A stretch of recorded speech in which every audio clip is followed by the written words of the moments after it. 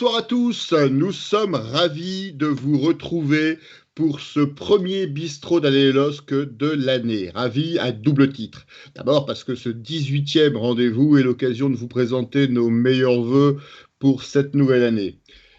Alors, meilleurs vœux, encore mieux sur le plan sportif, que le LOSC aille au bout de ses ambitions, pas de regrets à la fin de saison, et beaucoup mieux sur tous les autres plans, mais ça va pas être difficile compte tenu de la qualité de l'année 2020. Ensuite, aujourd'hui, après avoir navigué dans les coulisses du club dans les derniers numéros du bistrot, en regardant les aspects financiers et juridiques, on retrouve le sportif. On revient vers le sportif et de quelle manière? Avec un invité exceptionnel, vous le voyez, il est en dessous de moi normalement sur l'écran. On reçoit un joueur qui est apprécié par tous les supporters du LOSC. C'est le numéro 27 emblématique des années Vaïd. On accueille Fernando D'Amico. Bonsoir Fernando, merci d'avoir accepté notre invitation. Bonsoir mes amis. Quand tu dis ça, moi j'ai presque envie d'applaudir pour la première fois dans le bistrot, tu vois. Quand tu dis Fernando. Voilà, je crois que ça fait vraiment plaisir à tout le monde. On a dû se bagarrer pour sélectionner des intervenants. Tout le monde voulait assister à l'émission, mais on a dû faire des choix. On a retenu uniquement les meilleurs. Alors, bienvenue au bistrot, Fernando. Merci, merci beaucoup. C'est un plaisir énorme d'être ici au bistrot avec vous. Bon, le seul bistrot qui est ouvert pendant la crise sanitaire. Hein. Alors, au sommaire ce soir, on va revenir sur le match Lille-Angers. On a appelé cette partie de l'émission 30 minutes d'arrêt parce qu'il y a vraiment eu un trou finalement au début de match. On viendra ensuite sur le deuxième match de la semaine, Nîmes ou le LOSC à la relance. Ensuite, on observera le prochain match. On essaiera de voir qu'est-ce qu'il faut attendre du Lille-Reims qui se présente dimanche prochain. Et ensuite, dans la dernière partie de l'émission, on reviendra sur Fernando. On a fait un sondage en fait sur les réseaux sociaux, sur le site Allez les LOSC.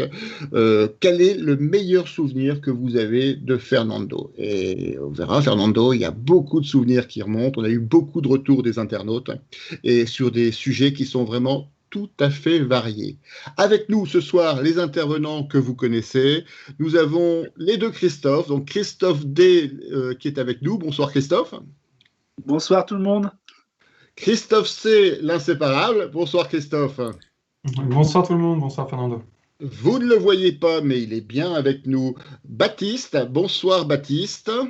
Bonsoir à tous. Alors, toujours Doc de Paris, Julien est avec nous. Bonjour à toutes et à tous. Et nous avons également Arnaud qui, comme chaque semaine, réalise l'émission. Bonsoir Arnaud. Bonsoir tout le monde. Je vous rappelle que vous pouvez interagir en direct dans l'émission sur le chat du Twitch du bistrot d'Allez les LOSC et également sur le Facebook du groupe Allez les LOSC qui diffuse l'émission en direct. Avant de rentrer dans le vif du sujet, Fernando, une première question. Qu'est-ce que tu deviens? Bon, je suis en Espagne, et à la ville de ma femme. C'est la ville que j'ai habité et que j'ai joué avant d'aller sur l'île.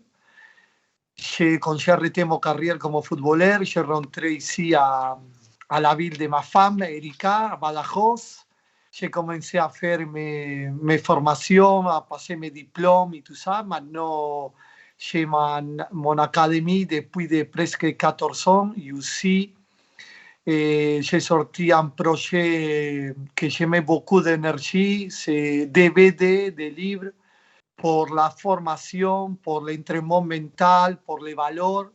Donc j'ai déjà écrit 4 et je travaille sur la traduction, sur l'adaptation sur le français. Ils sont déjà traduits, super. Donc j'espère qu'en 2021, tous les enfants, minimum d'un an, dans toutes les écoles et dans tous les clubs, ils vont avoir game football parce que vraiment c'est un projet très très fort et que j'ai mis toute l'énergie. Écoute Fernando, n'hésite pas à nous tenir au courant, on relaiera sans aucun problème tes démarches dans cette optique.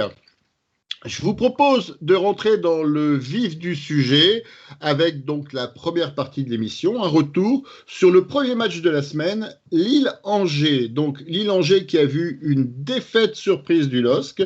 Qui veut commencer à donner son analyse?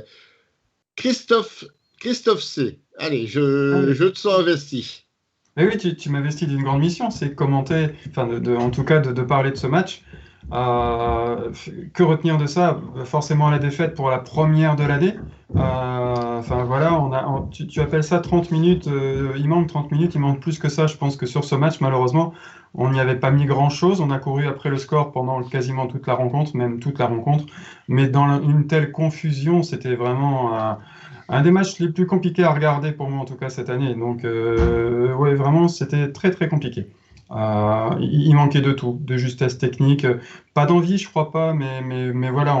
Alors on a pu lire à droite à gauche qu'on avait repris après 4 jours après eux. Je sais pas si ça justifie ça. En tout cas, ils ont mis, en tout cas, Angers a mis beaucoup de volonté dans ce match, voulait vraiment faire un résultat à Lille. On voit qu'ils y ont laissé beaucoup de choses puisque le match d'après, ça s'est pas très bien passé pour eux à Monaco. Mais vu l'énergie qu'ils ont mis dans le match contre Lille, c'était prévisible un petit peu. Donc voilà, déçu par le résultat forcément, déçu par la manière, mais bon voilà, ça peut arriver dans une saison de se rater. Et voilà, et en espérant en tout cas que ça n'arrive plus et que 2021 parte de meilleurs auspices pour les matchs à venir. Donc, a priori, c'est autant un Angers en sur-régime qu'un LOSC en léger sous-régime. Oui, carrément. Oui, carrément. Christophe D, tu partages cette analyse du match? Ouais, c'est un peu ça. En fait, Angers a ciblé le LOSC, je pense. Ils ont dit ils vont reprendre un peu plus. Ils ont repris depuis moins de temps, ils ont plus de mal à reprendre et ils ont attaqué dès le départ du match. Et nous, on a vraiment joué comme si ça allait être facile. Et on a manqué d'allant. Enfin, je veux dire, on ne s'est pas projeté beaucoup. Je vois Galtier, il s'est poumonné à dire à ses arrières latéraux montez, montez, montez, projetez-vous. Et on ne se projetait pas. Et donc, du coup, si on ne se projette pas, on perd le ballon assez haut et puis on se retrouve avec des contres derrière. Et bon, voilà, c'est vrai que ce match-là, il était mal pris du début du match et on n'a pas réussi à revenir comme on a réussi à revenir dans certains matchs cette année. On n'a pas réussi cette fois-ci, malgré Yilmaz en feu qui a essayé de porter l'équipe. Mais malgré ça, on n'a pas réussi à revenir. Et l'entrée des remplaçants était assez décevante, je trouve. Ils n'ont pas amené l'énergie qu'ils auraient pu amener. Baptiste, on ne te voit pas, mais toi, as-tu vu le match? Oui, bien sûr. Et je pense que c'est un mauvais match de No Dog. Faudrait vite l'oublier. Pour la première de 2021, c'est dommage de gâcher des points, surtout pour la course au titre. Parce que avec 3 points, on est champion d'automne. Mais surtout, je vais revenir sur les buts. C'est un but sur corner, encore. Et c'est un but après. Un corner, le premier, c'est après un corner. Et d'ailleurs, pour la petite stat, le LOSC a réalisé 25 centres et seuls 8% réussi. Donc pour moi, c'est un match à oublier. Et bon, on a vu contre Nîmes qu'on l'avait oublié, mais c'est un match à oublier. Julien, Baptiste parlait de stats. Alors, effectivement, les stats sont très déséquilibrés en possession, mais par contre, en nombre de tirs, c'est Angers a tiré autant de fois que Lille, a cadré quasiment plus, 3 contre 2. À 6 corners contre 8. Donc on a un match qui est, mis à part la possession, mais je pense que ça fait partie du jeu d'Angers, un match qui est plutôt équilibré, et en tout cas qui ne démontre pas une nette domination. Qu'est-ce que tu penses, toi, de cette rencontre? Je pense que si j'étais passé dans les premiers, j'aurais dit la même chose que les autres, mais après ce que tu viens de dire, tu me demandes de mettre un petit peu de positif dans tout ça. Donc je vais le faire parce que le but refusé à Bourak au début de la deuxième, la main de David, elle est très légère. Je pense que d'autres arbitres ne l'auraient pas forcément sifflé. Et on finissait ce match avec un match nul qui, vu l'état des joueurs, n'aurait pas été si mauvais que ça, sachant qu'on était sur le 8e match sur un mois glissant, sur 31 jours, d'accord, avec 9 jours de trêve. Donc, je ne sais pas si tu imagines cette espèce de rythme effréné dans lequel les gars aujourd'hui sont partis. Benjamin André a été interviewé cette semaine et je ne sais pas si vous vous souvenez, on avait parlé lors de la dernière émission, parce qu'André en avait déjà parlé lors de la dernière conférence de presse. Il avait dit aux journalistes, on est fatigué. Il avait mis des mots sur cette fatigue et il le redit là, il l'a redit cette semaine en disant, on est très fatigué, on est cramé, mais finalement, puisqu'on va parler de Nîmes. On prend 3 points sur ces 2 matchs en étant complètement fatigué. Et je pense que c'est ça la bonne nouvelle, c'est qu'on a des joueurs qui sont dans le dur. On a vu certainement le premier mauvais match, on peut le qualifier comme ça, de Botman, qui était pas du tout dans la rencontre, qui a fait connerie sur connerie, et il nous a pas habitués à faire ça. Heureusement, on l'a retrouvé après. Voilà, il y a eu des choses assez décevantes. Et finalement, tu vois, sur un fait d'arbitrage, on pouvait repartir avec le 2-2 de ce match. Donc, bon, on n'a pas vu un beau match de football, on ne s'est pas régalé, mais et c'est ce que disait Christophe au début. Je ne pense pas qu'on puisse dire que les gars n'aient pas envie. Et c'est ça le plus important, surtout quand on a Fernando avec nous, c'est que les gars, ils avaient de l'envie et ils n'ont pas lâché, ils sont juste fatigués. En fait, le contre-coup de la fatigue, on attendait plutôt fin décembre, il arrive presque à la rentrée de janvier, quoi. C'est un peu surprenant. Fernando, je sais que tu suis les matchs du LOSC régulièrement. Tu as vu, je pense, le Lille-Angers à la télévision. Comment tu analyses cette défaite, hein? Oui, j'ai vu le match et j'ai la chance de voir presque tous les matchs du LOSC ici à la télé. Donc, si je ne le trouve pas, c'est mon fils qui me le trouve. Donc, super. Bon, j'ai vu un LOSC qui ne fait pas bien les vacances, même si c'était que 9 jours, parce que j'ai vu l'équipe complètement, comme il a dit Galtier aux conférences de presse, déconnectée, sans jouer en équipe. J'ai vu une équipe très longue, très partagée entre la défense et l'attaque. Il n'a eu pas des jeux au milieu de terrain. Et après, bon, prendre 2 buts sur des coups arrêtés, ça veut dire la déconcentration qu'on a démarré le match. Et après, Angers, il a gagné tous les 12e ballons. Il a anticipé tous les ballons. Et il a eu plus de rigueur dans les duels. Donc, après, c'était trop tard de revenir. C'était très difficile, les matchs très longs, l'espace très long. Mais bon, comme l'a dit Julien, heureusement qu'on a gagné après à Nîmes. Ça va être oublié. Mais je me rappelle des matchs comme ça dans mon époque aussi. Tu sais, quand tu rentres en vacances et tu déconnectes, en plus tu viens très bien. Vous savez toujours quand c'est pas le bon moment d'arrêter le championnat parce qu'on est dans une spirale, dans un dynamisme super bon. Mais bon, heureusement qu'on a gagné contre Nîmes. Arnaud, est-ce que tu veux rajouter quelque chose sur ce match? Est-ce que les internautes sont déjà réactifs sur les différents réseaux? Alors pour moi, ouais, c'est vrai que tout a été dit. Et c'est vrai, comme le disait Fernando aussi, c'est vrai qu'il y avait un écart entre la défense et le milieu de terrain, et aussi un écart entre le milieu de terrain et l'attaque. Il n'y avait pas de cohérence entre les lignes, quand on regarde bien le match encore. Et c'est vrai que c'est ça qui manquait avant la trêve. Tout était bien cohérent, ça allait vraiment bien, c'était assez fluide. Et c'est vrai que là, contre le match en Angers, on voyait qu'il y avait quelque chose qui n'allait pas. Il y avait quelque chose qui n'était pas encore, l'automatisme qui était toujours pas revenu.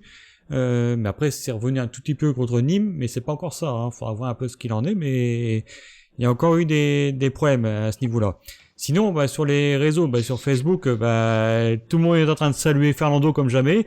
Tous les anciens sont déjà là, sont en train de saluer en disant « Dites bonjour à Fernando, dites bonjour à Fernando ». Je dis bonjour à Fernando. Tout le monde, on a Olivier Di qui le dit bonjour à Fernando, Anthony Maes pareil, Anthony Carlier pareil. Tout le monde est heureux de revoir Fernando et surtout est vraiment agréablement surpris de voir un joueur comme ça qui a quitté le club depuis des années à suivre toujours ce club et toujours aussi passionné de ce club. Ça, je dis bravo quand même.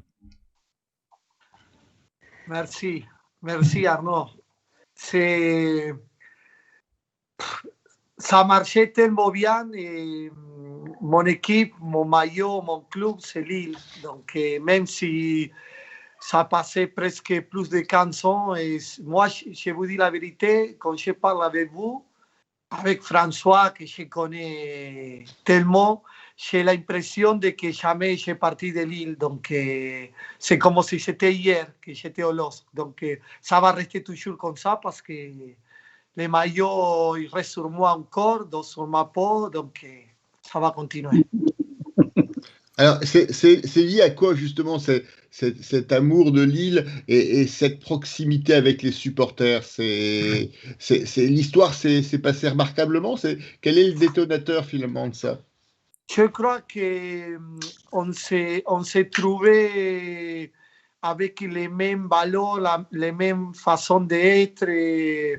J'ai trouvé dans les supporters de Lille des personnes ouvertes, des personnes solidaires, des personnes claires. Donc, moi, je me considère pareil. Donc, depuis le premier jour, il a eu une connexion avec les supporters et avec les clubs. Donc, on s'est fait aligner. Je crois que j'étais fait pour un joueur fait pour Lille, pour les LOSC. C'est le club, c'est l'histoire, c'est les maillots, c'est tout.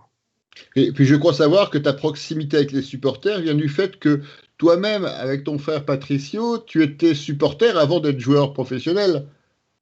C'est ça. Moi, tu sais, j'étais très, très supporter de l'équipe qu'on jouait quand on était petit avec les Arfiens. Je connais les supporters parce que moi, j'étais supporter avec mon frère, Chumo, et avec mon père. Et on était au match, tous les matchs à la maison, tous les matchs à l'extérieur. Et en plus, on restait en attendant à la fin du vestiaire. Et tu sais, je raconte toujours que j'étais un fanatique des joueurs qui me parlaient, des joueurs qui s'arrêtaient et qui me demandaient comment ça va. Et après, peut-être, je prenais les panini d'un joueur. Et tu sais, à l'école, les enfants ils me disaient, mais il est nul, lui. Je dis, non, il n'est pas nul. Et peut-être on commençait en bagarre parce que c'était le mec qui s'arrêtait. Il me disait, ah oui, vous jouez ici au club. Ah oui, il faut étudier. J'ai fait mes études. Et qui te donnait des conseils. Donc, les joueurs qui restaient humains.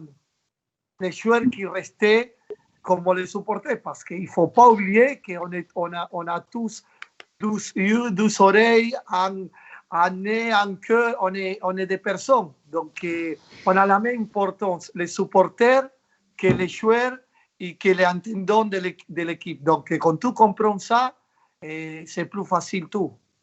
Je crois que c'est justement une des raisons pour lesquelles les supporters lillois t'apprécient autant, c'est que c'était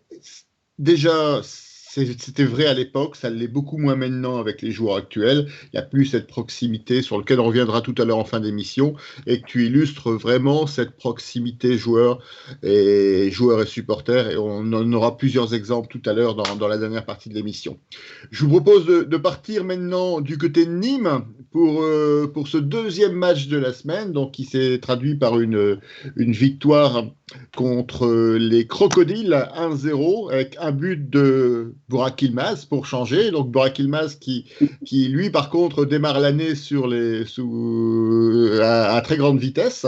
Alors qui veut commencer de débriefer ce match de Nîmes? Alors je ne vois pas s'il fait Jess, mais on va commencer par Baptiste. Ouais, bah toujours là, mais je trouve que ce fut plutôt un bon match du LOSC, même si on est resté quand même un peu sur notre fin, par exemple au niveau but. Je vais reprendre quand même, c'est quand même le deuxième match de l'année, mais c'est quand même le troisième contre le 20e. Et rappelons surtout que 3 jours avant, Strasbourg leur en met 5. Alors certes, c'était pas les mêmes joueurs devant, enfin il y a eu beaucoup de... Je retrouve mes mots, mais ça ne fait pas le même match, mais j'ai trouvé que 1-0, c'était trop peu pour être satisfait de ce match. Christophe, ouais. Oui, Julien, vas-y. C'est important ce qu'il dit sur le 5-0 juste avant. Moi, très sincèrement, je ne vois pas une grosse différence entre les deux matchs, entre Angers et Nîmes. Pour moi, la différence, elle tient en la qualité de l'adversaire. Nîmes, c'était plus faible qu'Angers.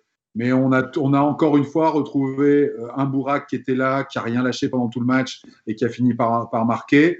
Une équipe qui est fatiguée, qu'on ne voit pas au même niveau que ce qu'on a pu connaître en novembre et en décembre. Donc, ouais, je pense que ce début de saison, il est un peu compliqué. Ça va être un peu plus calme. Ils vont pouvoir se reposer, refaire un peu de jus. Donc, c'est chouette. Et quelque part, il n'y a que le résultat qui est beau. Et c'est ce qu'il faut garder en tête parce que on est à un point du premier à la fin des matchs allés. Et c'est vachement bien, vu le parcours en Europa League qu'on a fait. Et comme je te le disais tout à l'heure, vu le nombre de matchs qu'on a fait, j'ai regardé, on a pris 16 points sur 21 possibles entre décembre et début janvier. Qu'est-ce que tu veux reprocher aux gars avec un bilan comptable pareil? Donc, bien sûr que c'est compliqué, bien sûr que les coups de pied arrêtés, on est toujours très, très mauvais et on a une capacité à s'améliorer là-dessus qui est gigantesque et qui fait que je pense que si les mecs le bossent, on va finir champion de France, mais le bilan comptable, il est remarquable. Je vois, Julien, que tu écoutes les bonnes émissions à la radio. Tu reprends des arguments qui me sont très familiers.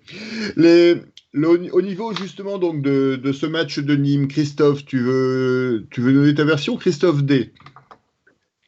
Pour moi, c'est Lille-Nîmes, c'est mort de match quand même. Hein. Je me suis ennuyé tout le match. Quoi.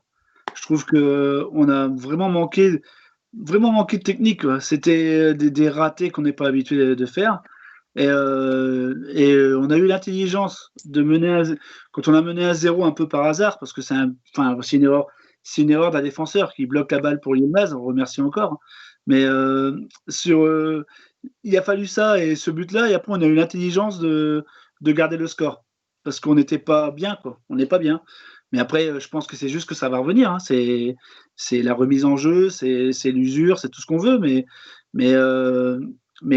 non, pour moi, on a manqué de liant, on a manqué de technique, on a aussi des joueurs qui veulent sauver la patrie tout seuls.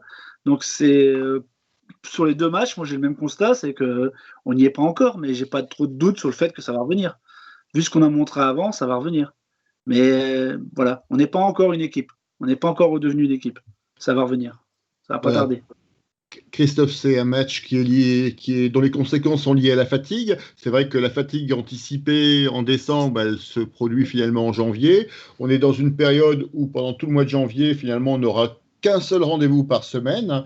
Est-ce que c'est l'occasion de reprendre des forces pour justement essayer d'être présent au rendez-vous début février?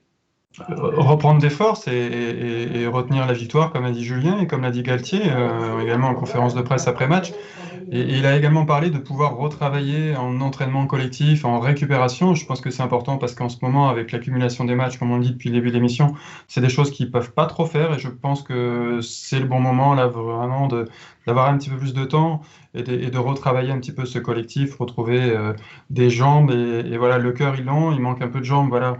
Après, il faut retenir forcément les 3 points. Et puis, pas oublier que dans ces matchs où justement c'est un petit peu plus difficile, où la tête est là, les jambes ils sont un petit peu moins, il manque un élément important.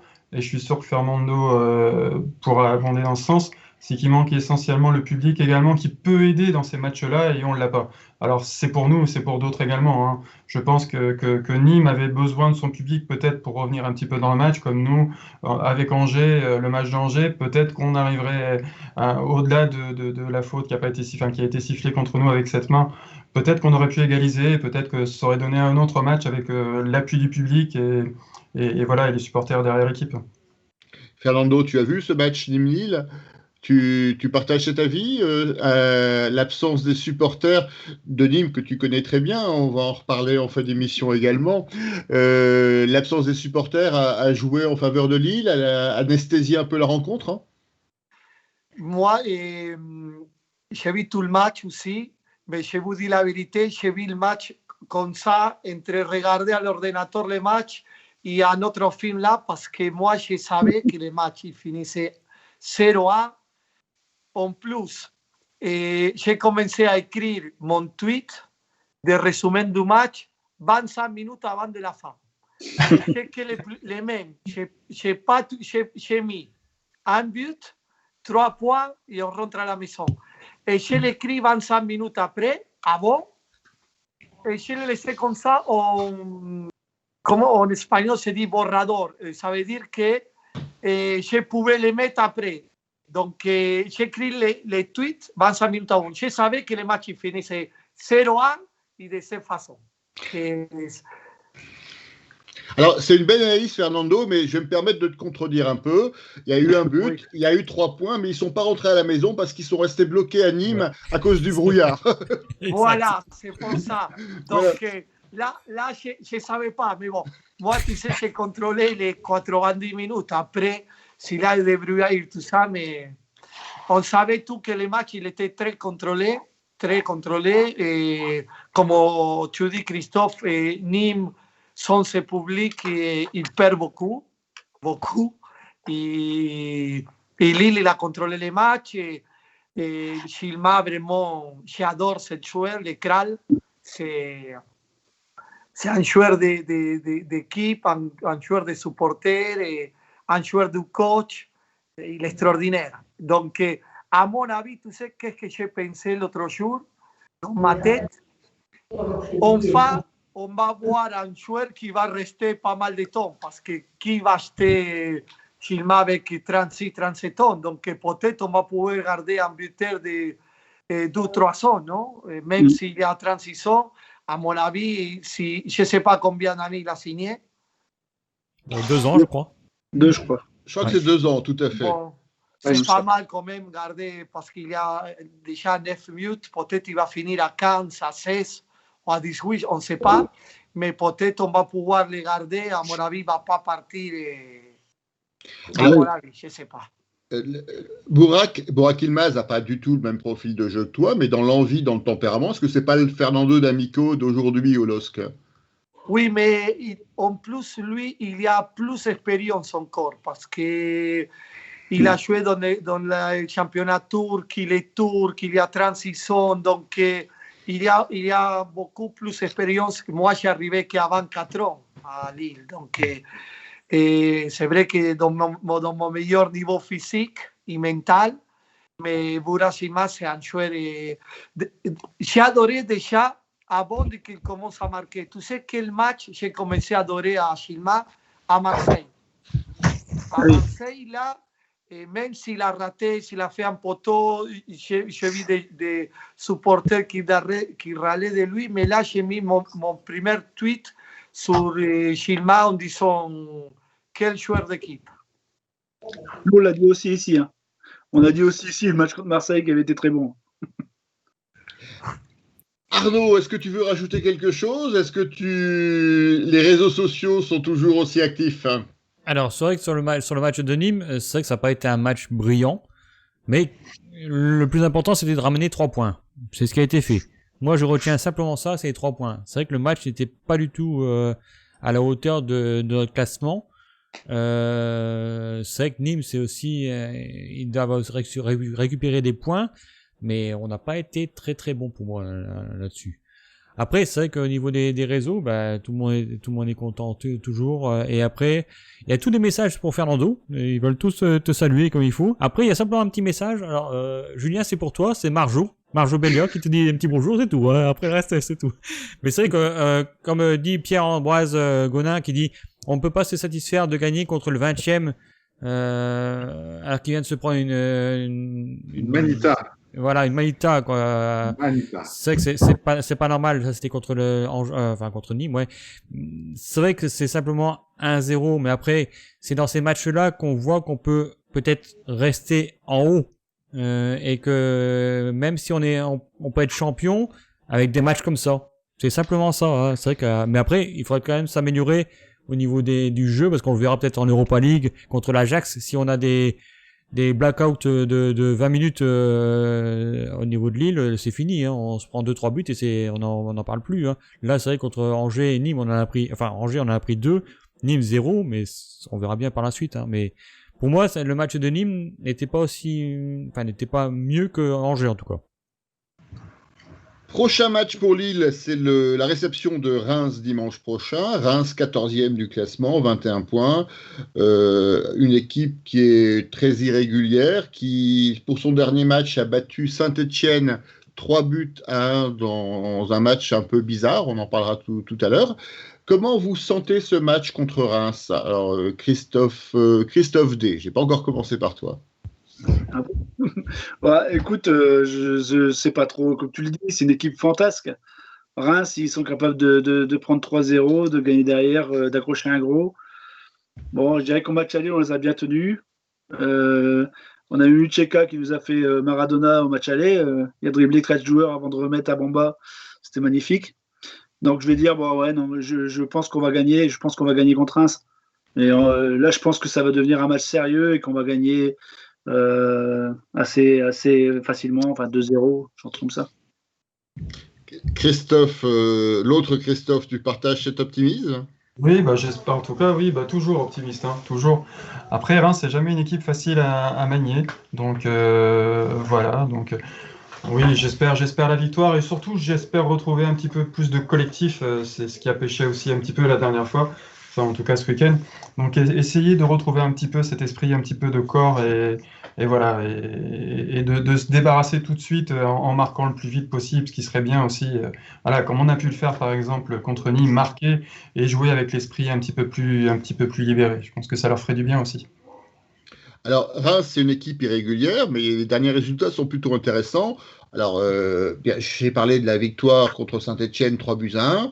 Le contre-exemple, c'est un match nul à domicile contre Dijon 0-0. Ensuite, une victoire à Bordeaux 1-3, un nul à Marseille et une victoire contre Nantes. Donc, 5 derniers matchs intéressants. Un adversaire qui va pas être forcément aussi simple. Baptiste, tu veux préciser quelque chose? Non, déjà, bon, tu m'as volé toutes mes statistiques. C'est comme ça. Moi, je prends, je ne rends pas. C'est ça, mais du coup, j'en ai encore. On n'allait pas les laisser traîner sur le couloir. Il te reste une défaite contre Nîmes.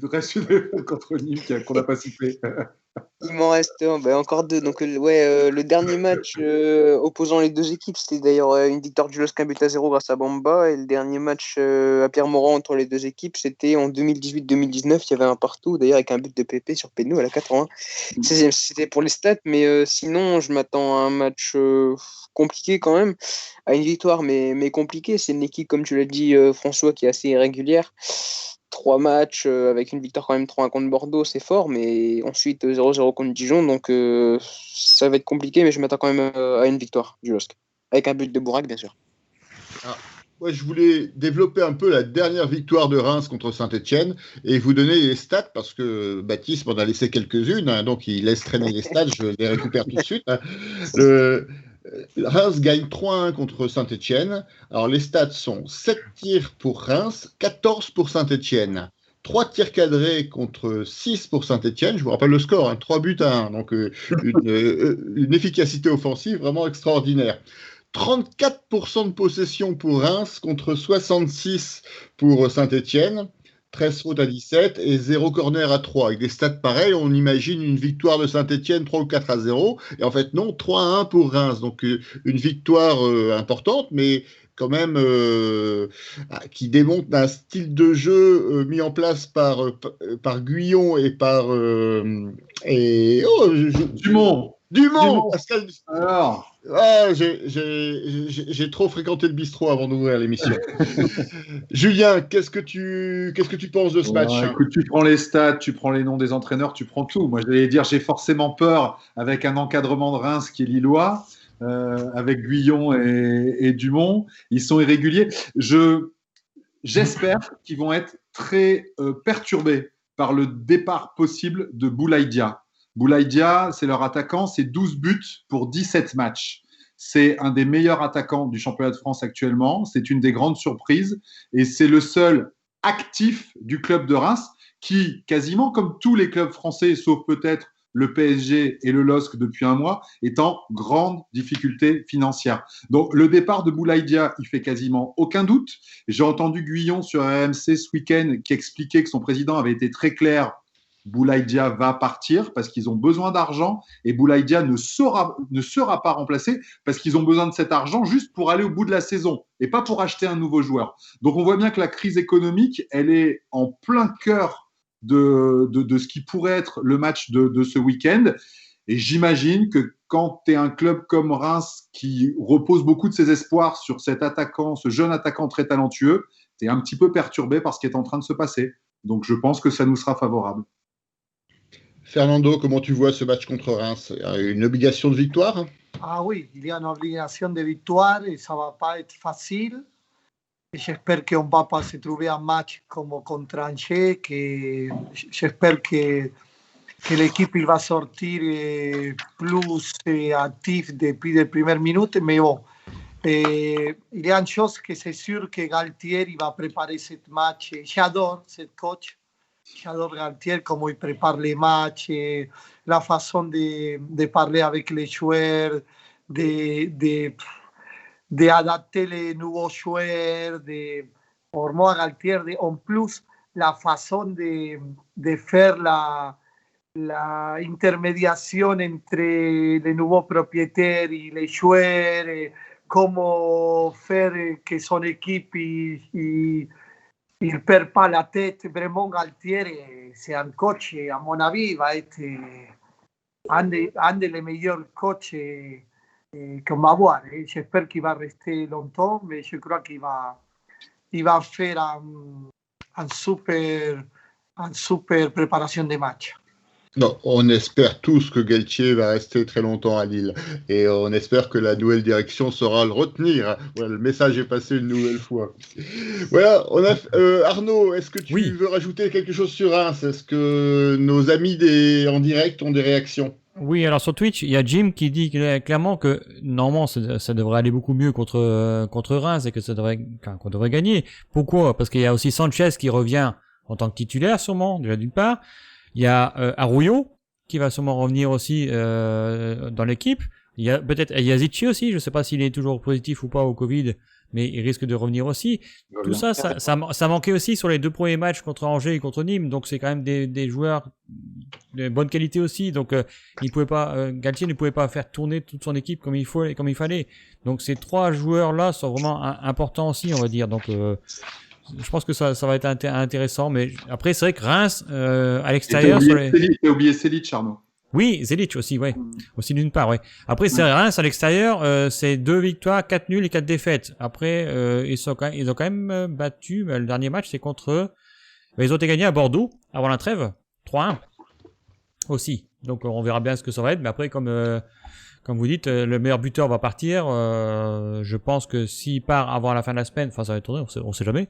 Ou alors on va peut-être pas le faire jouer au cas où il se blesse. Mais je pense que ça devra aller.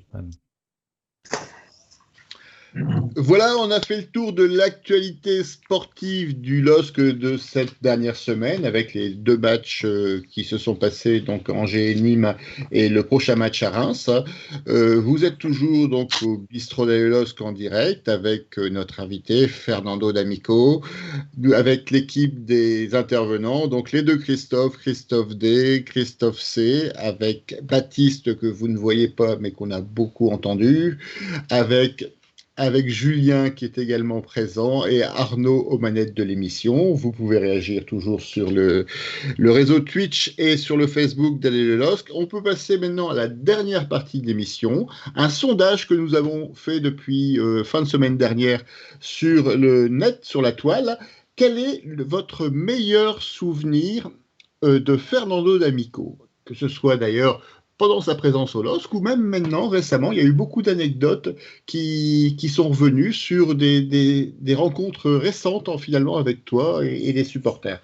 Alors chacun d'entre nous va développer un point avant de donner la parole aux intervenants. Fernando, je voudrais te retourner la question. Quel est ton meilleur souvenir de ton passage au LOSC ou de tes relations avec le LOSC? Tu sais, François, pendant qu'on est en train de discuter, de parler, j'ai réfléchi. Et tu sais, pour moi, mon meilleur souvenir, c'est tous les petits détails. Et pendant mon 4 ans au LOSC, tous les petits détails de Simon Pré-Jory, les vestiaires, les changements, les tunnels de Simon Pré-Jory avant de sortir au match. Quand se parlait, quand je l'autosuggestion, je me parlais tout seul, quand je me frappais la tête contre les portes des toilettes en disant on va sortir à 200%. quand je me chauffais avec les t-shirts à l'envers, tous les matchs, et toujours mes coéquipiers me disaient, Fernando, ton t-shirt, il est à l'envers. Ah, je disais, j'ai oublié. C'est pas vrai, je mettais ça parce qu'une fois que je l'ai mis à l'envers, on a gagné. Donc, tous les échauffements, je faisais avec les t-shirts, les voyages, les mises au vert, les stages, les entraînements avec les supporters, à Simon Prejori, la fin des entraînements, discuter avec Didier, avec tout le monde, vraiment la ville, les restos, les bistrots, tout. Vraiment, c'est... Après, il y a des matchs, mais je vais rester avec ça, avec les petits détails, que ces petits détails, ça arrivait à faire des grandes choses en équipe. Alors, est-ce que tu sais quel est le principal souvenir qui est remonté auprès des supporters? Ça, je vais te donner un indice, ça concerne un match. Les matchs de Parma. Et voilà, on n'a pas triché, hein, pas du tout. Voilà, c'est le match de Parme qui revient en premier finalement. Alors, il y a beaucoup d'internautes qui l'ont mis en avant. Alors, à la fois pour ton interview dans le couloir à l'entrée de la deuxième mi-temps, tu vas nous faire plaisir, tu vas nous répéter ce que tu avais dit à la presse. Hein. Ah oui, il est gravé. Il ne faut pas lâcher, il faut continuer, il ne faut pas lâcher, il faut continuer. Ça, c'est... Il n'avait pas notre option, François. C'est une image qui est restée marquée dans tous les esprits de ceux qui ont connu ce match, ceux qui étaient présents au stade Grimont-Préjoré. J'en fais partie, je pense beaucoup d'entre nous étaient présents ce jour-là. C'est un ensemble, c'est ton duel avec Nakata. D'ailleurs, on a des questions sur le net. Certains s'interrogent et demandent si tu lui as rendu son short à la fin du match. Et Nakata, il rigolait tellement. Bon, le premier match, il était surpris parce qu'il a dit c'est qui cette fou? Il me suit partout, qu'il m'écrit dans l'oreille, qu'il me donne des coups. Et en plus, je n'ai pas pris un carton jaune aucun des deux matchs. Donc, extraordinaire. Ça, c'est de réussir et après, il me regardait, il rigolait, il était gentleman, il faut dire en japonais très gentleman, mais à mon avis, là, il va se souvenir de moi toute sa vie parce que... Alors, justement, Fernando, j'ai une anecdote à t'offrir.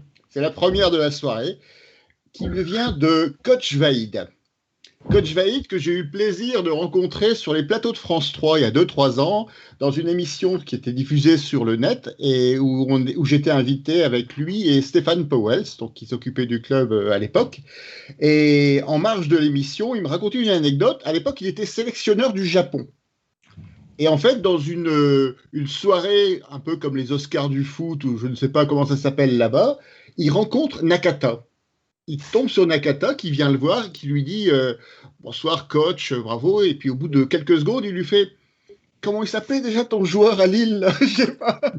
20 ans après, il est encore marqué en fait par ce match. C'était remarquable. L'anecdote, elle est savoureuse. Est-ce que tu la connaissais cette anecdote? Non, je ne la connaissais pas. Non. Mais je ne m'en doute pas qu'il va. Nakata, il connaît le nom d'Amico, ça c'est sûr qu'il connaît, mais c'est sûr qu'il a dit Nakata Vaïd, il a dit comment tu m'envoyais ce joueur comme ça, tu sais. Vaïd, il savait que moi j'étais un soldier, que j'étais un mec, un joueur fidèle, un mec obédiant, un mec, un joueur qui il pouvait aller à la guerre avec moi et jamais il va le trahir, ni dire non, ni non. Il savait qu'il pouvait compter sur moi. Et s'il me disait d'Amico, c'est 4 heures du matin, vas-y à voler la banque, j'étais à voler la banque. Et avec Vaïd, je pouvais faire n'importe quoi. Donc, il va rester pour tous. Nous, il va rester toujours à vivre ces 2 matchs. C'est la première fois la qualification en Ligue des Champions en Coupe Euro pour les LOS. Donc, C'était, je crois, le match retour Lille-Parme c'est la plus belle défaite du LOSC de son histoire, je pense. C'est la plus belle défaite. C'était une soirée, là je vais vous donner mon sentiment personnel, mais vous le connaissez, c'était une soirée qui était magnifique sur le plan de la dramatique. Je pense que Lille a rarement été dominée comme ça par une équipe, et c'est vrai que c'était Fort Alamo, un peu le western avec David Crockett qui est encerclé par les Mexicains. C'était un peu ça, et finalement ils s'en sont sortis, vous en êtes sortis, et nous, supporters, c'était la première fois qu'on voyait la Coupe d'Europe, c'est la première fois qu'on se qualifiait en Coupe d'Europe. On a tous bré, comme on dit, tous ceux qui étaient là, on a tous pleuré à la fin du match, et il y avait une dramatique qui était exceptionnelle, et qui était amplifiée notamment par le tour d'honneur avec le maillot de Christophe Pignol, qui était gravement malade à l'époque, et qui venait rajouter encore plus de dramatique finalement à cette soirée-là. C'est une soirée qui est inoubliable. Qu'est-ce que vous en pensez, ceux qui ont vu le match parmi les intervenants? Inoubliable. Une ambiance incroyable, indescriptible. Jamais Grémont-Pré a vibré comme ça, je pense, que ce soir-là. C'était extraordinaire. Ça fait un moment qu'on est habitué au caviar, on voit des super joueurs, etc. Et là, ça faisait des années et des années et des années qu'on n'avait pas eu. Et en tout cas, pour moi qui ai 43 ans, je ne l'avais jamais vécu, ça. Peut-être mes grands-parents, mes grands-pères en l'occurrence, mais voir une équipe du LOSC jouer aussi bien, être à ce niveau-là, on ne l'avait jamais vécu. Et ça faisait quand même 20 ans, 30 ans qu'on était des losers magnifiques, mais on n'était pas des winners. Et tout à coup, on devenait une équipe qui gagnait avec des gars qui avaient vraiment les valeurs du LOSC, les valeurs du Nord en tout cas, beaucoup grâce à Vaïd, parce que Vaïd, c'est un combattant, c'est un chef d'armée. Moi, je me souviens que la première année, Famille et Kerr, ils se sont blessés parce que Vaïd trouvait qu'ils étaient trop gros. Donc, il les a mis au régime, il les a fait beaucoup courir et c'était dur pour eux. Donc, ils ont eu des blessures, etc. Mais quand tout ça est passé, quand les gars, ils étaient fit comme Vaïd voulait qu'ils soient, quand ils ont eu vraiment une grosse caisse physique, cette équipe, c'est devenu un rouleau compresseur avec des joueurs qui étaient exceptionnels. Et je pense que ce que nous dit Fernando ce soir sur son amour du club, beaucoup d'autres joueurs pourraient nous le dire, alors que c'est pas forcément les clubs dans lesquels ils sont passés le plus longtemps. Je pense à Johnny Ecker, là, par exemple. Mais je sais que Johnny, ça l'a beaucoup marqué, ce passage à Lille, parce que ça correspond à une époque où, avec Vaïd, ils ont créé un groupe, une armée, j'ai envie de dire, avec des soldats comme Fernando, qui étaient incroyables et dont nous, on était tellement fiers. Certainement plus que l'équipe d'aujourd'hui, grâce à cette proximité que décrit Fernando, parce qu'on allait au bord du terrain à l'entraînement, on allait parler avec les joueurs, on rencontrait les joueurs sur le parking de Grémont-Pré-Joris à la sortie des matchs pour aller discuter avec eux, etc. On avait une proximité avec les joueurs qui, malheureusement, n'existe plus du tout aujourd'hui. Alors, une proximité, Julien, mais tu avais d'autant plus une proximité que tu travaillais pour le club à l'époque. Je travaillais pour le club. Mon anecdote, c'est comme Fernando, c'est un petit détail, c'est que je suis un des seuls à avoir vu très souvent Fernando tout nu. Puisque à l'époque, comment ça se passait? Les journalistes ont resté à la porte du vestiaire pendant 10 minutes, pendant que Vaïd faisait le débriefing du match. Vaïd sortait du vestiaire et nous autorisait à rentrer. Sauf que tous les joueurs à ce moment-là, tous les joueurs étaient nus, étaient déshabillés, allaient à la douche, etc. Et donc, évidemment, j'ai vu très souvent Fernando nu. Et moi, le regret que j'ai, c'est que cette première année, parce que j'ai surtout travaillé, je travaillais 1 an et demi, donc j'ai surtout travaillé la première année. Alors, je vous rappelle, 83 points en deuxième division. On a marché sur la deuxième division. Guingamp, ils sont 16 points derrière. Toulouse, ils sont 20 points derrière. Cette année de deuxième division, elle est extraordinaire. Et mon regret, c'est parce que je ne parle pas espagnol et parce que Fernando ne parlait pas encore assez bien français, j'ai jamais pu l'interviewer. Donc, on se souriait beaucoup, on se connaissait, on se disait bonjour à l'entraînement. Moi, j'y allais tous les mercredis. Donc, le mercredi, je le voyais, etc. Mais j'ai jamais pu l'interviewer. Et pourtant, dans le journal, alors, ce n'est pas le journal, c'était le 4 pages qui était offert aux supporters qui s'appelait la feuille de match ou jour de match.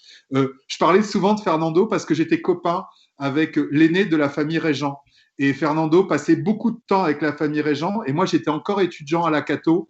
Et l'aîné de la famille Régent était en fac d'économie à la Cato. On se croisait souvent. Et c'est lui qui me donnait des anecdotes sur Fernando. Et c'est ce qui me permettait d'écrire des anecdotes sur Fernando dans le journal. Voilà. Et sinon, bah oui, forcément, moi je parlais avec les bons clients de l'époque. Donc les bons clients de l'époque, j'interviewais souvent Jason Boutoil, Laurent Perlade, Greg Vimbé ou Bruno Chéroux. C'était les 4 joueurs qui s'exprimaient le mieux, qui avaient le plus de choses à dire et qui souvent avaient le plus la tête froide après les rencontres pour faire une bonne analyse du match. Voilà, mon anecdote.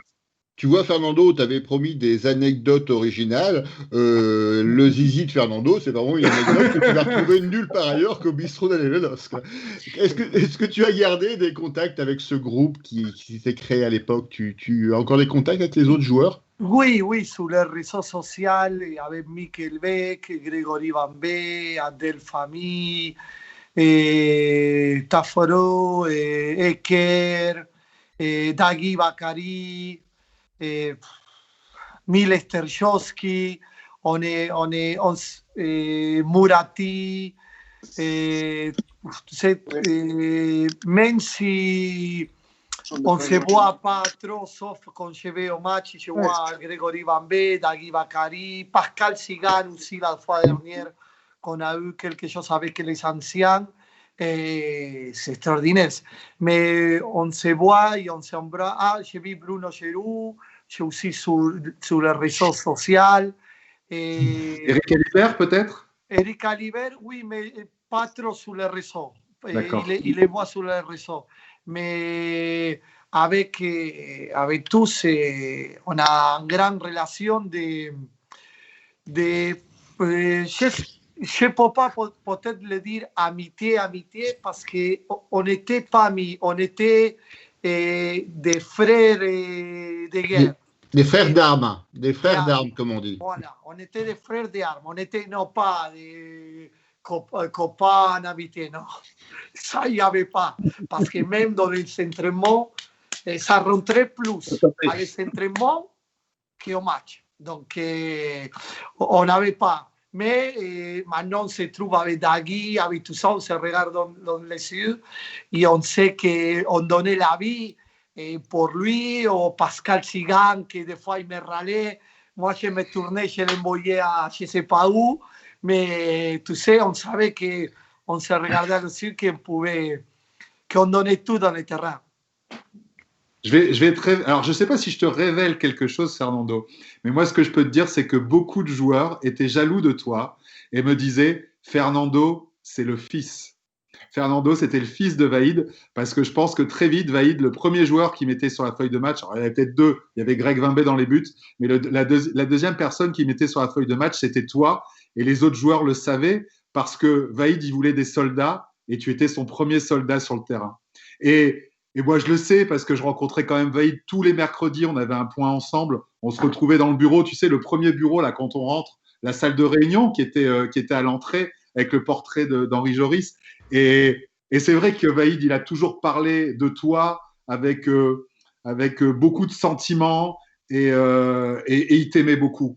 Parce que Vaïd a une image très austère, mais la vérité de Vaïd, c'est que c'est quelqu'un qui a un très grand cœur. Et ça, on ne le sait pas forcément, mais pour l'avoir côtoyé de très près, je l'ai souvent constaté. Merci beaucoup, Julien. Vraiment, Vaïd, pour moi, c'est le coach qui a sorti le meilleur de moi. Donc, les personnes qui sortent le meilleur de toi, il faut rester à côté, il faut regarder. C'est les personnes qui te connaissent, qui t'aiment bien. Et c'est vrai que 4 ans, jamais en 4 ans, j'ai eu un doute de ne pas jouer un match de titulaire. Jamais. Ça m'arrivait nulle part. Même en Argentine, ou en Espagne, en Grèce. Non, avec Vaïd, je savais que je comptais pour lui 100%. Et lui savait aussi qu'il pouvait me dire, D'Amico, tu fais ça. Et moi, c'était mon coach. Et je sais que moi, j'étais son joueur. Donc, pour moi, Vaïd, c'est quelque chose d'extraordinaire. D'ailleurs, j'ai une personne, enfin, j'ai quelqu'un qui sera sur Twitch qui dit est-ce que tu peux poser la question à Fernando? C'est Lost Boy qui dit ça. Quel a été ton meilleur souvenir avec Vaïd? Quand il me dit, j'ai fait un essai, je le racontais pas mal de fois, mais à Saint-Cast, cet essai, je le raconte dans mes présentations de BD de mon livre. Je raconte ici en Espagne mon parcours comme footballeur. Bon, cet essai, je peux vous dire qu'on peut faire un film de l'extrémité, de la difficulté que j'ai eue pour rester au LOSC. Vous ne pouvez pas imaginer. C'était 15 jours de folie, en stage avec Baïd, sans être en forme, j'étais pas en forme, mais j'ai donné tellement que je me massais le soir, la nuit, tout seul, j'avais mal au genou, je ne disais pas au kiné que j'avais mal au genou. Dans les matchs, je donnais tout, Toro, tout. Et Baïd ne me disait rien. Et Philippe Lambert non plus. Et je disais, j'avais voulu quelques réponses, il me disait, c'est bien, c'est tout, personne ne savait. Et le meilleur souvenir de Baïd, c'est quand j'étais dans le bus, on rentrait sur l'île, à Saint-Cast, à Bretagne, il a rentré Baïd au bus, il me regardait dans les yeux, il me fait comme ça. Là, je suis que j'ai resté au LOSC. Donc, ça, c'est mon meilleur souvenir. Quand Baïd me dit oui, tu es joueur de Lille. Voilà, je pense qu'on avait un petit souci technique sur Facebook. C'est revenu, donc on avait un décrochage d'image. Donc si on a raté un peu ce passage d'émission, on le mettra dans le résumé ou ce sera présent dans le replay. Je pense que tout est enregistré, même si c'est pas passé sur Facebook. Donc voilà, donc vous verrez tout le détail dans le replay. Autre témoignage, alors un témoignage un peu paradoxal parce que à cette époque-là, il n'était pas encore né. Mais Baptiste, quel est ton, je ne sais pas si on peut appeler ça souvenir, qu'est-ce que représente Fernando D'Amico pour toi, qui n'a pas connu cette époque en fait? Qu'est-ce que tu retiens de Fernando? Moi, je vais parler un peu aussi au nom de ma génération, parce que certes, on n'a pas pu connaître Fernando au LOSC. D'ailleurs, c'est un grand regret, mais moi, j'ai parlé aussi de la proximité avec les supporters qu'il a. On a l'habitude de le voir sur Twitter, tweeter sur le LOSC à chaque match, à chaque but, même des jours sans match. On le voit tweeter sur le LOSC. Et il y a aussi les interviews. Partout des comptes fans sur Instagram. Il existe des centaines de comptes fans sur Instagram. J'en fais d'ailleurs partie. Et c'est vrai que chaque compte, je pense, a une interview de Fernando D'Amico. Et c'est vrai que c'est un homme qui répond, mais alors tellement aux gens d'une sympathie incroyable. Il suffit de lui envoyer un message et il vous répond vraiment avec. On a l'impression que c'est votre ami de toujours. Et c'est ce que je disais. Il est plus présent, on a plus la possibilité de l'avoir sur les réseaux que ma grand-mère, quoi. Enfin, vraiment, il répond vraiment beaucoup et franchement, pour ça, c'est incroyable. Enfin, franchement, j'ai rarement vu des anciens joueurs de football et en plus, un joueur du LOSC qui répond comme ça avec une telle sympathie. Je te laisse la responsabilité de ta comparaison, Baptiste. Je ne reviendrai pas dessus. Alors, c'est confirmé également par d'autres témoignages sur les réseaux sociaux. Il y avait Jean-Pierre Billet qui disait sur le Facebook qu'en fait, il se souvenait d'une rencontre avec toi sur le pré derrière le stade Grémont-Pré-Joris, où il était venu avec ses enfants, avec un cadre, avec ta photo, et il t'avait fait signer le cadre que tu avais fait bien volontiers. Il avait même senti que tu étais ému de voir ses enfants avec une photo dans un cadre, et des anecdotes comme ça, il y en a des dizaines et des dizaines. On t'a vu il y a 2 ans, lorsque tout allait mal sportivement et qu'il y a eu la mobilisation des supporters pour Toulouse, on t'a vu traverser l'Espagne et le sud de la France pour aller rejoindre les supporters dans le cortège auprès de Toulouse. Et c'est ce qui fait que finalement ici à Lille, tout le monde t'aime, Fernando. Alors comment tu ressens finalement cet amour? Est-ce que tu le ressens, toi? Vous savez, quand tu aimes un club, quand tu aimes des supporters, quand tu aimes l'institution, le club, vraiment, je ne sais pas comment ça a tombé, ça a tombé à cet amour, mais c'est l'amour, et je le sens beaucoup, l'amour des supporters. Et tu sais, je sens beaucoup le respect des supporters sur moi, et ça me touche beaucoup. mais c'est réciproque. Moi, vraiment, ce sont les mêmes choses pour les supporters et pour les clubs. Et con mes amis, con les personnes que j'aime bien, con ma famille, ils ont des problèmes, ils ont besoin de moi, et ils peuvent compter sur moi. C'est pour ça que quand Lille il était en difficulté, que tu parlais de Toulouse, de cette situation extrême, parce qu'il était en situation extrême, parce qu'on avait une dette énorme et en plus, sportivement, on était presque descendu. Donc, j'ai senti des trucs, de faire des trucs de fou, de folie, de prendre la voiture, de faire 1500 km avec ma femme, d'aller voir Lopez.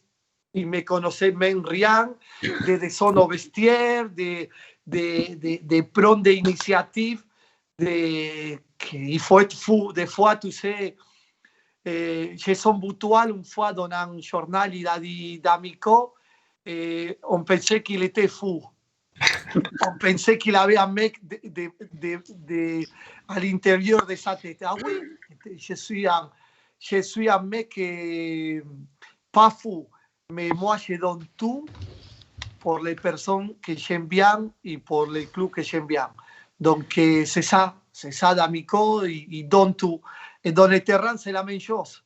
Il faut être fou pour aimer tellement les LOS comme je l'aime et comme c'est quelque chose pour moi que ça va rester éternel, ça va rester à vie et vous pouvez compter sur moi et je vais toujours présent. Sur toi et sur ta femme, c'est ça que je trouve encore plus beau, c'est que tu as embarqué ton épouse et tu as la même épouse depuis le début. Il n'y a pas beaucoup de joueurs de foot professionnels qui peuvent dire la même chose. Et tu as embarqué ton épouse dans cette histoire de Toulouse et vos photos dans la voiture en train de sourire, mais c'est tellement beau. Moi, ça m'a donné du courage ce jour-là parce que tu l'as dit, c'était extrême. On avait peur de descendre et on savait qu'avec la mécanique financière Lopez, si on descendait, peut-être que le club disparaissait. Et c'est vrai que quand j'ai vu ta photo dans la voiture et que j'ai vu que tu montais à Toulouse, bah ça m'a donné du courage pour cette journée-là, quoi. Julien, il y a une chose que je n'ai pas compté beaucoup. Ça a démarré tout. Moi, quand j'ai fait l'essai à Lille en 99, si je ne restais pas à Lille, je perdais ma femme. Parce que j'ai rentré en Argentine. Ma femme, elle est espagnole. Donc, il a connu tout mon montée, tout mon effort pour rester à Lille, aussi pour rester avec elle. Et après, on a formé, il m'a donné une famille merveilleuse, j'ai 3 enfants, que c'est notre trésor. Il m'a donné une stabilité. Il m'a donné avec ma femme, je me sens encore plus fort. Et tu sais, c'est ta femme qui est à ton côté quand ça va et quand ça ne va pas, qui te connaît très bien. C'est une espèce un peu rigoureux comme Obaïd Khalid aussi. Tu sais, il sert. Mais il n'écoute pas, j'espère.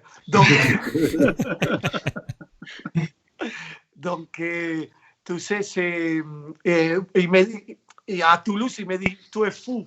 Parce qu'avant d'aller dans les cortèges, déjà on a fait 1500 km. On était à Lourdes, à prier à Lourdes. J'ai demandé à l'écuré espagnol la messe pour les LOSC.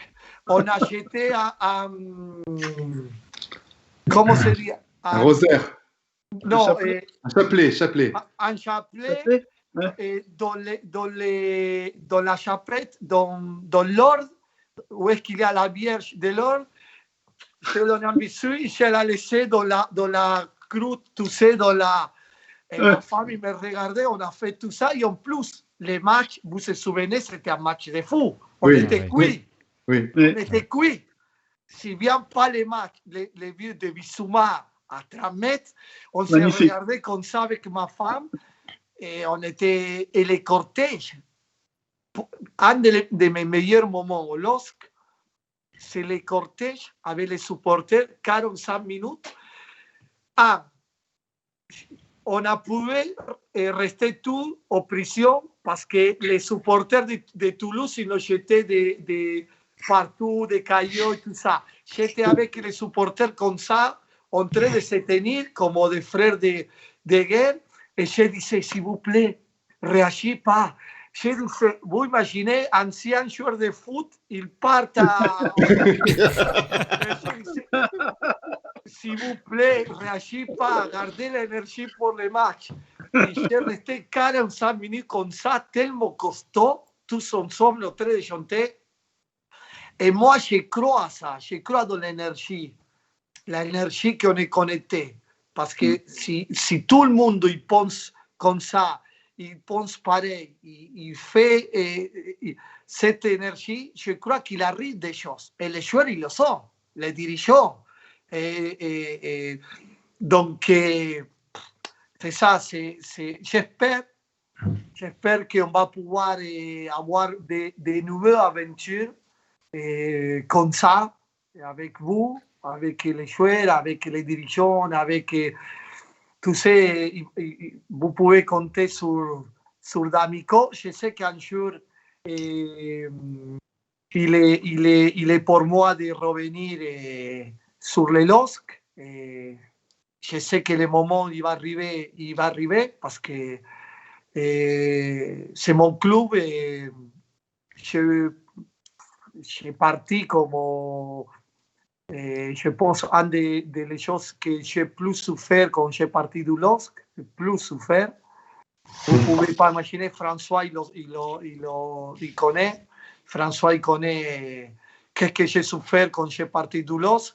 Et je sais qu'un jour, même si je n'ai pas parti comme l'énergie, la âme et tout ça, mais je sais qu'un jour, je vais pouvoir revenir à intégrer le club pour apporter toute mon énergie, toute mon expérience et toute ma force sur le club. En tout cas, on le souhaite tous que tu aies l'occasion de revenir au LOSC un jour ou l'autre et on attend ce moment-là avec beaucoup d'impatience.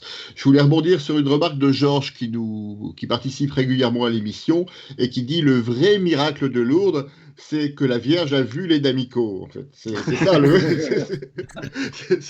le vrai miracle. Donc, on a encore, le temps passe, mais on a encore quelques anecdotes à te faire partager. Christophe D, qu'est-ce que tu as retenu de Fernando ?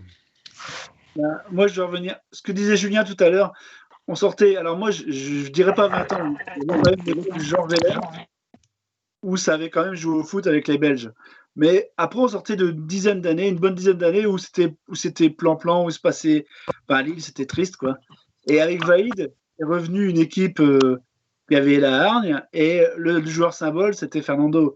Et c'était vraiment le joueur symbole de la hargne, la ténacité, et je rajouterais la roublardise. Parce qu'on n'était pas. Des fois, on était moins fort que les autres, il faut bien le dire. Si on joue Manchester, on ne peut pas dire qu'on est aussi fort que Manchester. Mais on arrive à s'accrocher et Fernando, il savait faire des choses, il savait faire péter les plombs à un joueur, et ça c'est important, il faut savoir le faire aussi. Moi j'adorais par exemple quand tu tombais dans les jambes d'un joueur pour le faire tomber et tu te relevais avec un sourire en t'excusant en disant excuse-moi, j'ai pas fait exprès. Tout le monde savait que tu l'avais fait exprès et que tu l'avais fait tomber. Mais nous, ça nous faisait, dans le public, on était contents, on a dit bon. Et quand je regardais un match de Lille avec des copains de Lens, on voyait un Lille-Lens. Alors eux, ils étaient fous, hein. Ils t'en voulaient à mort. Ils disaient non, mais lui, c'est pas possible. Mais l'arbitre de le sortir. Mais je dis, mais non, il fait rien de mal. Il fait que jouer au football. Et c'était des grands moments de plaisir. Et vraiment, ça, je peux te remercier beaucoup pour ça. Merci, Christophe.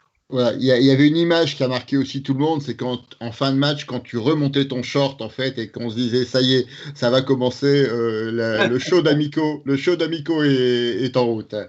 Alors, l'autre Christophe, tu voulais revenir sur une anecdote qui était d'ailleurs un peu d'actualité cette semaine. Quelle est ton anecdote ?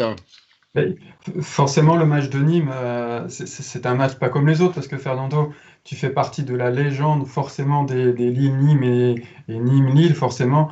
Le match où on finit à 3-3, c'est extraordinaire. On est mené 3-0. Il y avait déjà eu des antécédents en match aller où ça s'était pas très très bien passé, notamment avec le coach de Nîmes.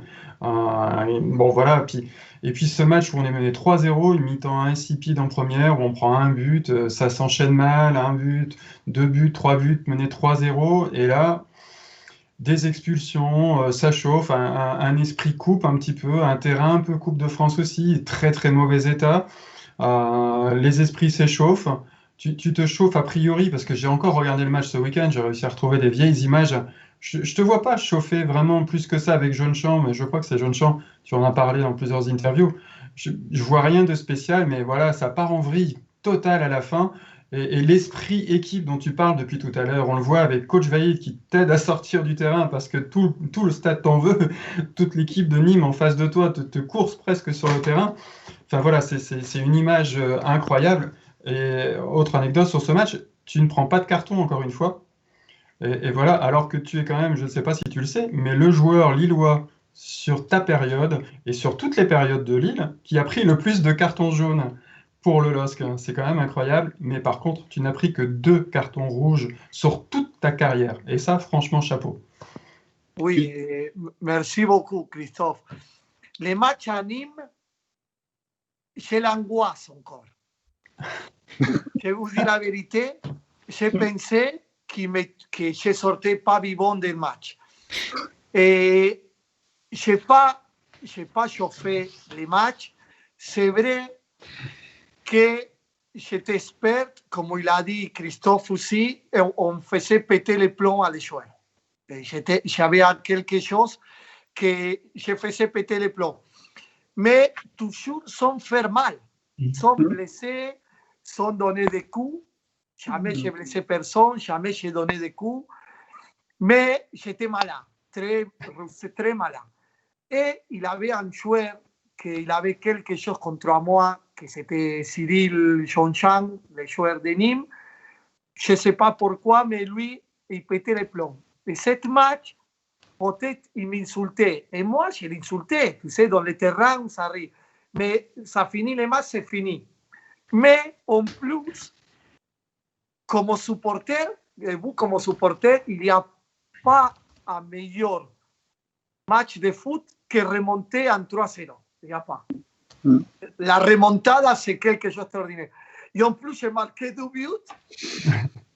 C'est vrai que le gardien, il n'était pas. C'était un joueur qui a touché le ballon. Je m'en fous. J'ai marqué. Mais c'était extraordinaire. En plus, j'ai vu les matchs aussi pas mal de fois les dernières 15 minutes. Et on était en rouleau physiquement.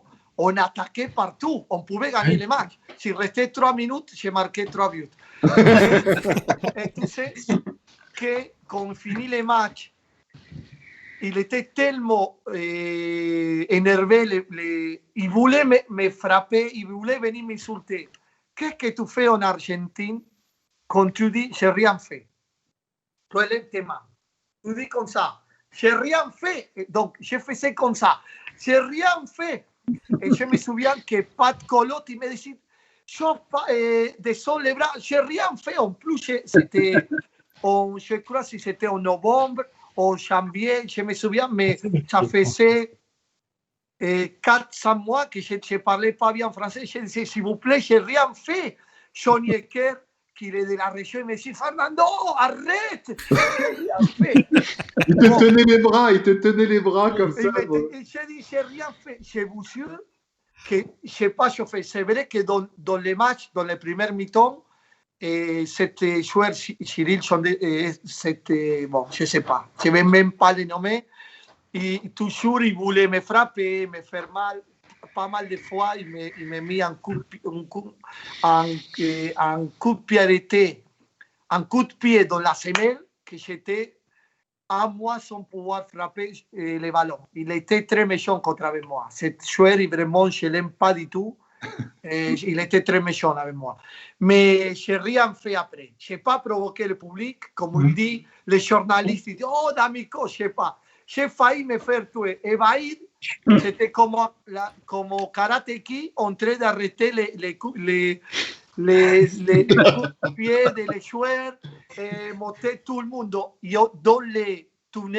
Dans les tunnels, en plus de plastique, là, je pensais, vous n'avez pas vu qu'est-ce qui passait après. Insultes, des frappes, en plus dans le vestiaire. Je me souviens que quand je rentre dans le vestiaire, je me mis en train de pleurer dans la douche, tout seul comme ça. Je ne pouvais pas. Il était les 10 000, 15 000, les joueurs, tout le monde contre D'Amico.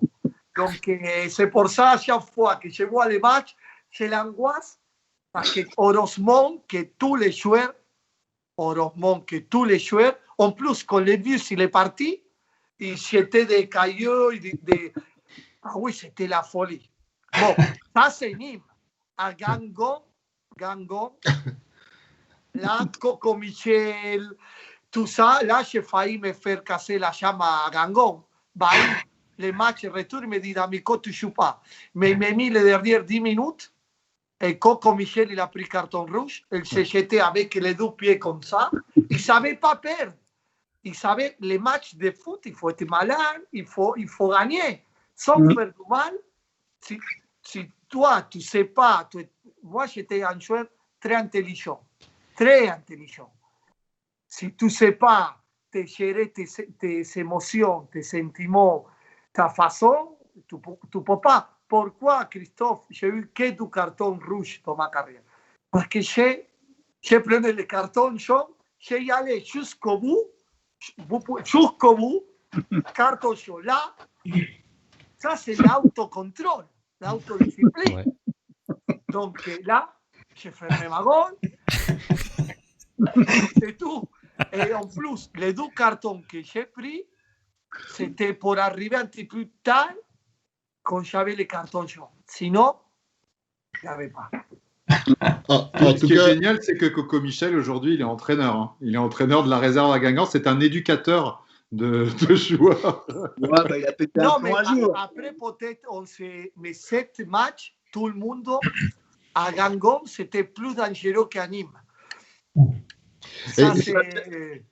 Mais bon. Le match avec Tasfaout? Et comment? C'était suite au match aller avec Tasfaout? Oui, c'est ça. C'est ça. Ah oui. Que là, c'était... Là, je l'ai fait mettre un carton rouge quand il n'a rien fait. Je me mis devant lui. C'est tombé. Mais bon, c'est le football. On avait pris un carton rouge, nous. Je ne sais pas si c'est... Ou deux cartons rouges, que c'était Christophe Londra, le gardien. Il faut être malin. Les matchs de foot, on est à niveau professionnel. Sans faire... Avec les VAR, je ne pouvais pas jouer. C'est avec ce match, avec l'histoire de Tasfaout, où on a découvert tes talents de magicien, parce qu'avec 2 passes comme ça, tu as fait disparaître Tasfaout. Il a disparu du terrain. En tout cas, c'est pour cet engagement que tout le monde t'apprécie. Tu avais même ta chanson, Grégoire Préjoris. Est-ce que tu te souviens de ta chanson? Ah oui. Tu sais nous la chanter? Fernando D'Amico, celui-là, non? Absolument, c'est tout à fait ça.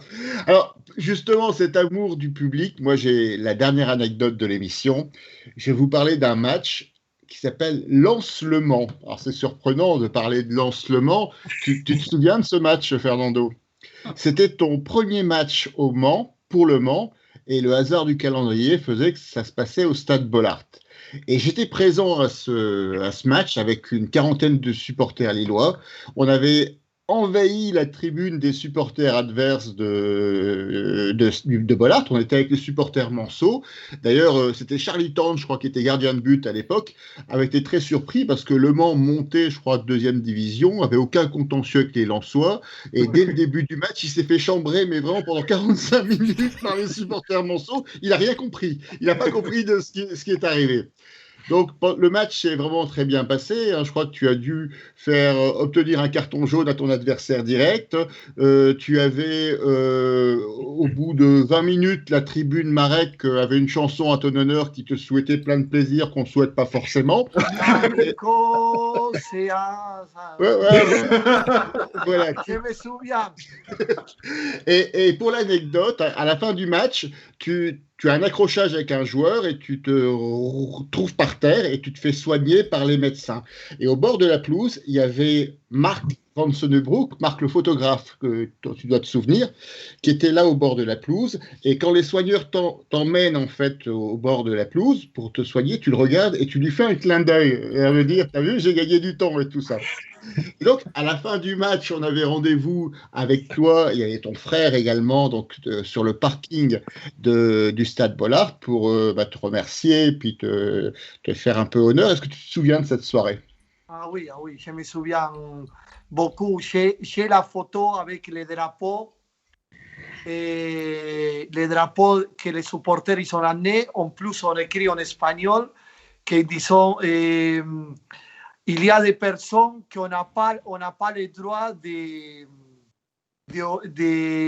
laisser ou d'oublier. De se séparer. Me touchait beaucoup. Ça me touchait beaucoup. Aussi, ça ne me touchait pas la chanson des supporters de Lens, parce que ça veut dire que j'étais vraiment costaud contre eux, parce que tout le stade chantait ça.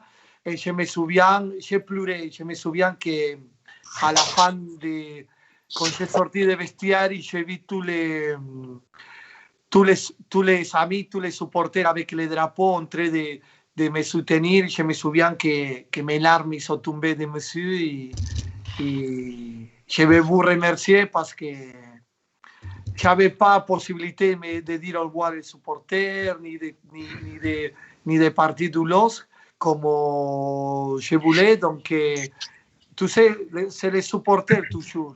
Je l'ai dit toujours, c'est les supporters, les vrais patrons des clubs qui restent toujours, même 20 ans, 30 ans, 40 ans, ils vont passer des joueurs, ils vont passer des dirigeants, ils vont passer, mais les supporters, ils vont être toujours là. Donc ça, il faut toujours savoir de que l'importance qu'ils sont. Et ce soir-là, il y a une anecdote dans l'anecdote. Alors, je ne sais pas si tu te souviens, on était sur le parking du Stade Bollaert et est arrivé un petit Lensois de 12-14 ans qui est venu te demander un autographe. Tu te souviens de ce qui s'est passé?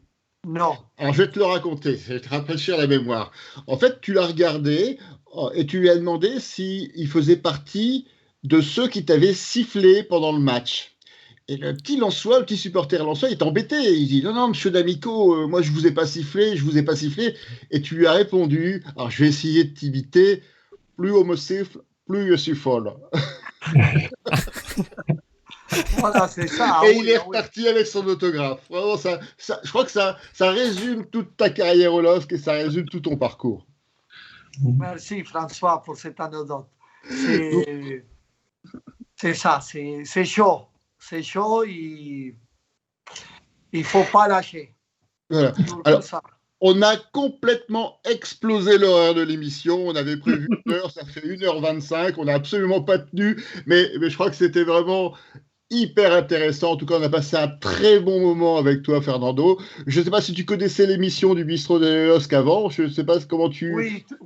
Tu m'avais parlé quand vous avez démarré. Et... J'ai vu pas mal aussi sur YouTube. Mais bon, quand le coronavirus soit fini, j'espère que vraiment on pourra aller tous au bistrot. Le vrai. Mais aussi faire une émission d'un vrai bistrot tous ensemble.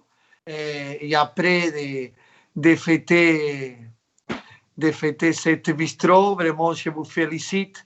Vraiment, c'est ça qu'il faut dans ces situations, de rester connecté dans la nouvelle technologie. Donc, félicitations Arnaud. Que tu merci, es là. merci. Alors, félicitations pour gérer tout ça. Et il faut s'adapter. La chose plus importante, c'est s'adapter toujours à les moments qu'on vit. En tout cas, merci Fernando. On a passé un super moment, une super soirée. Je voulais remercier aussi tous les intervenants, donc les deux Christophe. Je voulais remercier Julien. Je voulais remercier Baptiste. Je voulais remercier également Arnaud pour son apport technique et ses interventions. Je voudrais remercier tous les internautes qui ont participé au relais de l'émission, donc avant celle-ci, qui ont regardé en direct, qui sont intervenus, qui ont répondu au sondage et qui verront le replay et le résumé. Je voulais vous remercier tous finalement de participer à cette petite aventure. Je vous donne rendez-vous la semaine prochaine pour la 19e émission déjà du Bistrot des LOSC. À bientôt et comme chaque semaine, allez le LOSC!